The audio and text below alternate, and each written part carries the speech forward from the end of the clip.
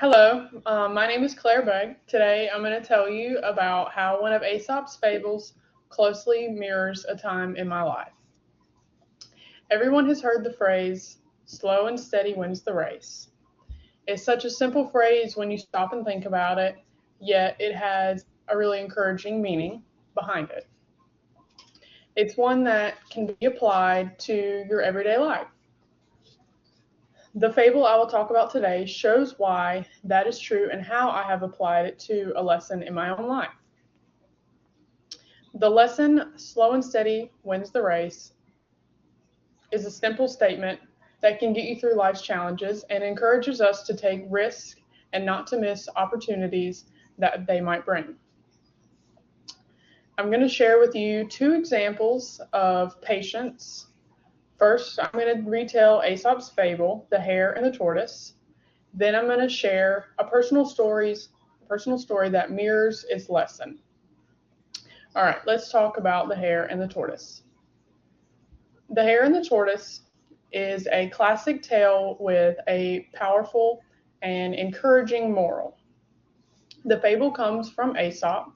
It tells of a race between two odd competitors. Most would think it was completely unfair. We have the hare, who is known for its speed, and then the tortoise, who is definitely not known for its speed, known for taking things slow in life. The overly confident hare mocks the tortoise when the race begins. The hare quickly takes a big lead and takes breaks along the way, thinking that he has all the time in the world and has nothing to worry about. Meanwhile, the tortoise moves forward steadily and slowly without stopping. He doesn't let the task ahead let him overwhelm him, and he doesn't get discouraged.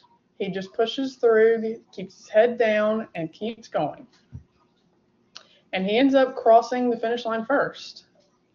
So the moral of that story is slow and steady wins the race. It applies to many areas in our lives. And now I'm going to share how Aesop's fable connects to my personal story. I graduated high school during the national pandemic, and it did not set my college career off on the best foot. There were no celebrations, no prom, no senior sunrise, no graduation. We were isolated and frustrated and lonely. Instead, we navigated college online from our bedroom while mourning what we missed out on. We didn't have an opportunity to build relationships face to face, so there were lots of times that the road felt long and extremely overwhelming. So I decided to take a different approach to college, much like the tortoise.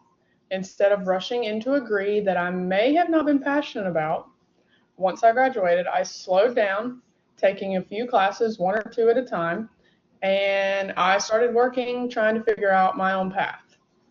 4 years ago, when I graduated, I would have told you that I was going to be an athletic trainer or a physical therapist or something in the medical field. And now, after taking my time, trying everything from substitute teaching to selling John Deere tractor parts to waiting tables, being a waitress, I am now pursuing a teaching degree, a career I now know that I am truly going to love and make a difference in the lives of others. So by taking things slow and steady, I avoided unnecessary classes, I saved money, and I found my true path in life. And I know my story is nowhere near as dramatic as Aesop's fable, but both stories tell a similar truth that persistence pays off. As explained in Aesop's fable through my personal story, the lesson, slow and steady wins the race, holds timeless wisdom. Even as I have had to slow down getting my college degree, I'm getting there slowly but surely. And I am not getting discouraged at my pace. I'm pushing on, and one day down the road, I'll be a teacher, hopefully. Thank you.